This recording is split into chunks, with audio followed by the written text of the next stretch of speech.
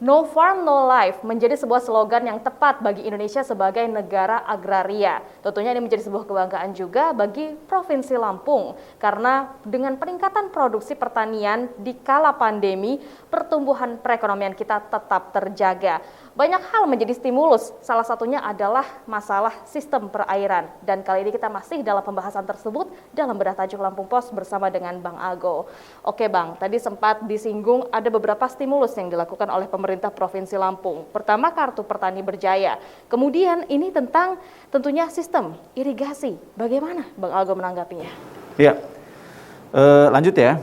Dalam pertanian itu selain kualitas tanah mempengaruhi ya produksi pertanian, cuaca juga mempengaruhi. Ya, cuaca ekstrim, banjir ya yang kerap melanda menerjang lahan pertanian itu kadang-kadang bisa juga mempengaruhi produksi pertanian. Contoh ya, tahun 2021 kemarin, itu dari 7.000 lebih hektar sawah yang terendam, itu sekitar 3.700 kalau tidak salah, itu puso atau gagal panen. Akibatnya apa? Sekitar 17.000 ton padi yang seharusnya bisa kita produksi ya, kita panen itu tidak bisa kita panen ya. Terus faktor lainnya adalah suplai air. Suplai air ini terkait dengan aliran irigasi. Ya. Di Lampung Selatan kemarin di Kecamatan Palas itu petani mengeluhkan. Kenapa? Sekitar 400 hektar sawah di sana itu terendam banjir. Salah satu alasan petani kenapa terjadi banjir karena terjadi pendangkalan aliran irigasi di area persawahan setempat. Akibatnya apa? Irigasi tidak bisa menampung suplai air yang begitu besar ketika hujan tinggi dan tidak bisa menyalurkannya ke daerah aliran sungai. Ya. Akibatnya sawah terendam banjir. Ya. Nah, persoalan irigasi ini penting, ya kan? Kenapa? Ketika musim kering, ya kan? Ketika sumber air terbatas, ya kan? Irigasi inilah yang akan menjangkau area-area tanam dengan air. Kalau irigasinya buruk, dia akan menciptakan apa?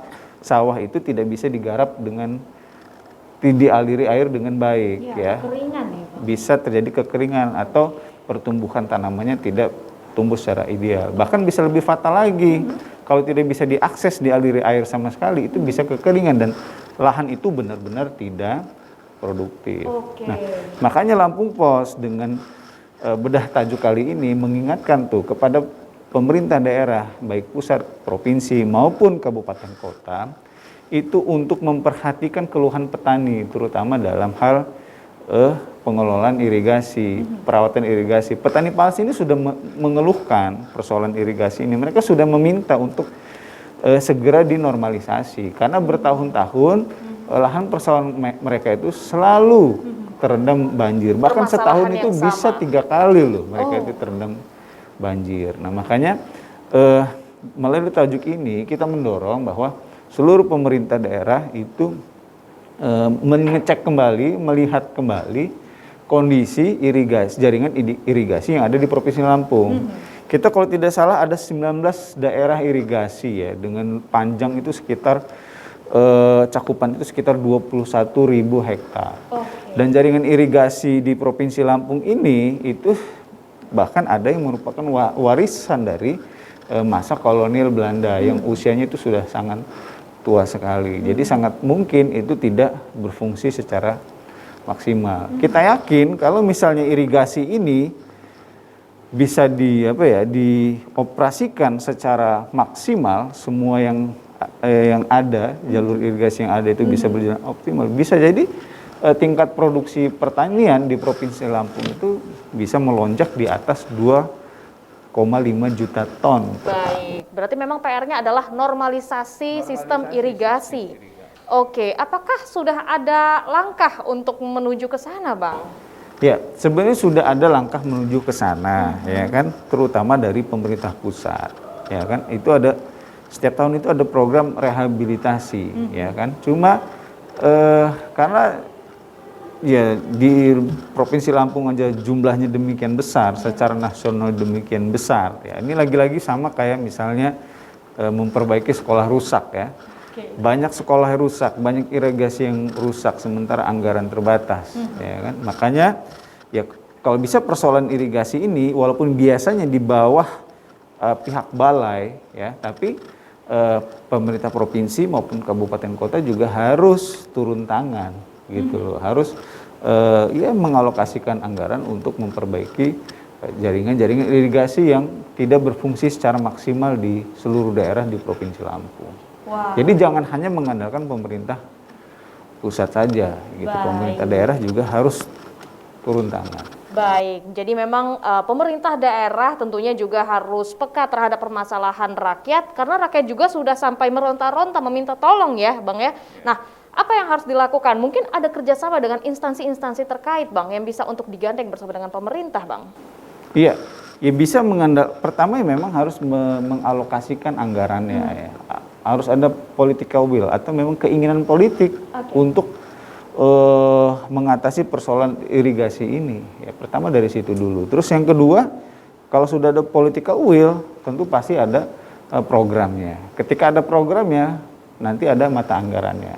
Nah, setelah pemerintah berhitung dengan kemampuannya sendiri, nah barulah di situ kurangnya kendalanya itu dicarikan solusi melalui kerjasama dengan pihak ketiga, ya, misalnya melalui pola CSR misalnya, pola bantuan dari pihak swasta misalnya seperti itu. Tapi yang harus ditonjolkan lebih dulu itu adalah upaya atau ikhtiar dari pemerintah, ya, pihak swasta atau pihak mungkin ada dana hibah dari luar negeri mungkin. Ya itu tidak akan keluar kalau misalnya ya itikat kita sendiri, niat kita sendiri itu tidak kelihatan.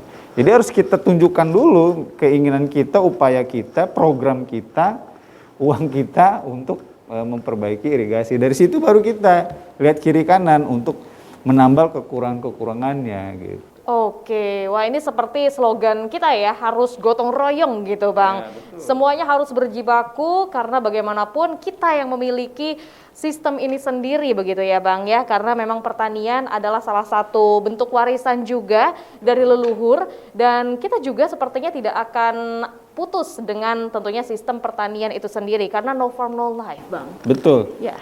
Ada ungkapan itu nyata adanya bagi Indonesia ya. Karena menurut Menteri Keuangan Sri Mulyani itu ada sekitar 38 juta orang Indonesia menggantungkan hidupnya melalui sektor pertanian ya. Mereka yang aktif bekerja di sektor pertanian dan itu bukan angka yang sangat sedikit, angka yang cukup besar. Dan pertanian itu terbukti menjadi sektor yang tahan banting ketika pandemi ya. Ketika sektor lain kolab, terutama pariwisata misalnya, pertanian itu masih bisa tumbuh di angka yang cukup positif 3-4%. Baik. Tahun 2021 kemarin itu 2,9%. Itu angka yang bagus di kondisi pandemi seperti saat ini. Artinya memang harus kita perjuangkan. Betul. Begitu ya Bang ya. Baik Bang, terima kasih. Pemirsa Metro TV Lampung, demikian pembahasan kita kali ini dalam Bedah Tajuk Lampung Pos. Namun Anda jangan kemana-mana. Setelah ini kita akan membahas trending topik apa saja yang ada di multi platform Lampung Pos Group lainnya. Tetaplah bersama kami.